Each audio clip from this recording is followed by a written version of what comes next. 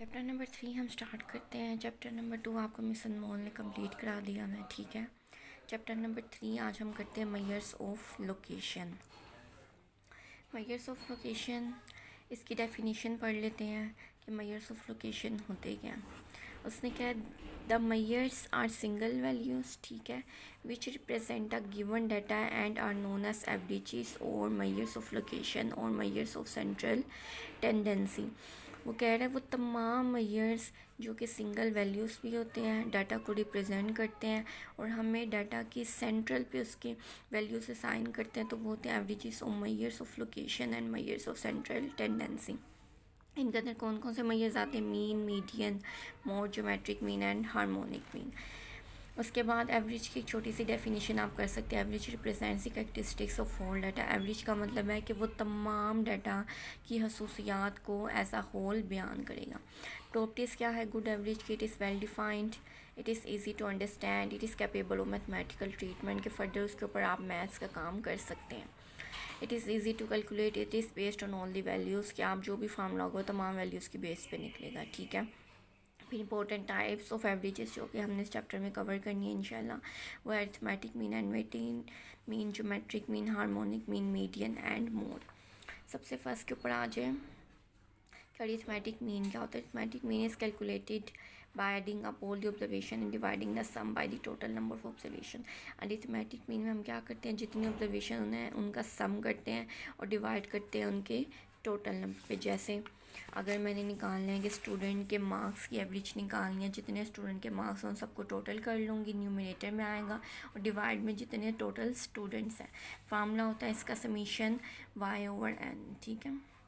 Formula इसका याद करें। एग्जाम्पल 3.1 उसने दी हुई है। Following are the data on student heights. उसने आपको डाटा दिया हुआ है 10 ऑब्जर्वेशंस का, 10 स्टूडेंट्स की हाइट दी है। उसने क्या, इसके ऊपर आपने क्या निकालना है? मीन निकालना है, अरिथमेटिक मीन। आपने क्या करना है, जितनी ऑब्जर्वेशन है उनका सम की 902 आया डिवाइडेड बाई 10 करना है, तो मीन का है 90.20 सेंटीमीटर। उसके बाद आप डायरेक्ट आ जाए arithmetic mean for group data के ग्रुप डाटा के लिए हम मीन किस तरह निकालते हैं? Summation F I divide by summation F करके। फ्रीक्वेंसी ग्रुप डाटा वो डाटा होता है जिसमें साथ फ्रीक्वेंसी भी आ जाए, आपने हर वैल्यू को वाई से मल्टीप्लाई करना है डिवाइड बाई समीशन एफ, तो वो ग्रुप डाटा का अरिथमेटिक मीन निकलेगा। जैसे एग्जांपल 3.2 उसने दी हुई है, find arithmetic mean consider the group student height data as in table 2.1 में उसने आपको कोई टेबल दिया हुआ है, वो ग्रुप डाटा है क्या, क्लास इंटरवल्स उसने आपको क्वेश्चन में खुद देगा, साथ फ्रीक्वेंसी देगा। आपने क्या करना है कि सबसे पहले उनके मिड पॉइंट्स निकालने हैं। बाज़ औक़ात पेपर में मिड पॉइंट्स भी दिए होते हैं, लेकिन जैसे आप देख सकते हैं क्वेश्चन में ज़रूरी नहीं मिड पॉइंट भी दिए हो, तो मिड पॉइंट आप खुद निकाल सकते हो कि 86 + 90 डिवाइड बाई 2, कि दोनों को ऐड कर डिवाइड बाई 2 करें, 91 + 95 डिवाइड बाई 2। इसी तरह हमने मिड पॉइंट्स निकाल लिए 88, 93 अप टू सो ऑन।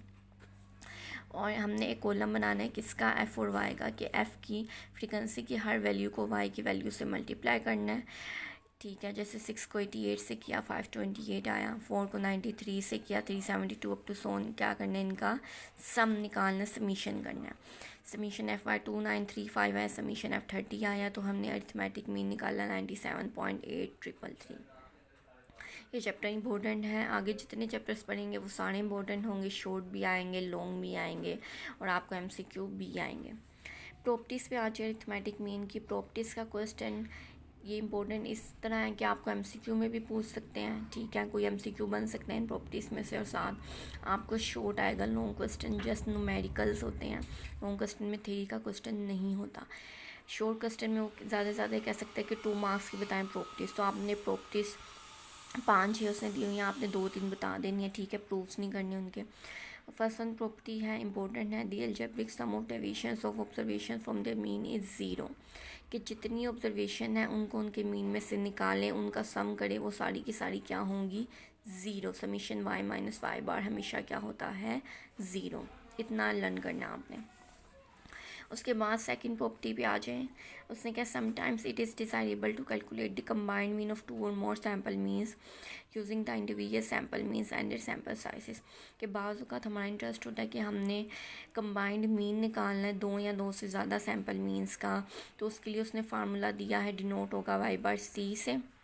तीसरा निकालेंगे n1 y bar 1 plus n2 y bar 2 up to so on n के y bar के divide by n1 n2 up to so on n के। ठीक है, कि जितने डाटा सेट है उतना फार्मूला ओपन हो जाएगा।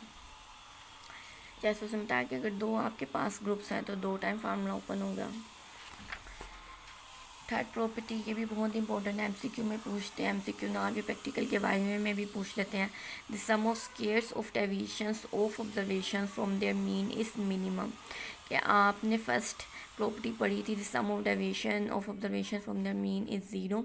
अब यहाँ है स्क्वायर्स के, अगर आप उन डेविएशन का स्क्वायर कर दो फिर सम करो तो वो क्या होगा, मिनिमम। कि summation y minus Y bar whole square क्या होगा, मिनिमम।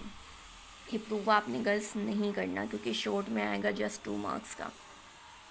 फिर उसने कहना mean is affected by the change of origin.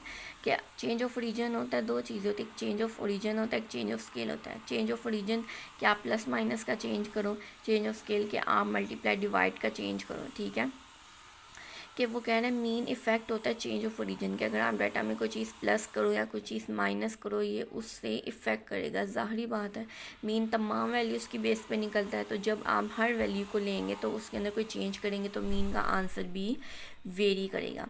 If a constant A is added to each of the observation y1 y2 to so on y having mean Y bar, वो कह रहा है अगर आपने कोई कांस्टेंट ऐड किया, ये ऑब्जर्वेशन है जिनका मीन वाई बार है, तो mean increases by the add constant, तो उस मीन के अंदर भी वो कांस्टेंट ऐड होगा।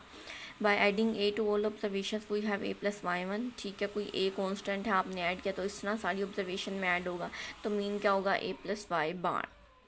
ठीक है, इसी तरह उससे क्या mean is affected by change of scale, क्या आप कोई मल्टीप्लाई डिवाइड का चेंज कर रहे हो, स्केलिंग में चेंज कर रहे हो तो मीन तब भी इफेक्ट होगा। If y1 y2 to so on y having mean y bar then the mean after multiplying each observation by a constant is the mean multiplied by that constant. ठीक है, क्या आपने हर ऑब्जर्वेशन में वो ऐड किया तो फाइनल मीन का answer क्या होगा कि ए वाई बार के जो कांस्टेंट है वो उस मीन से मल्टीप्लाई हो जाएगा। ठीक है, आज के लिए इतना ही काफ़ी है।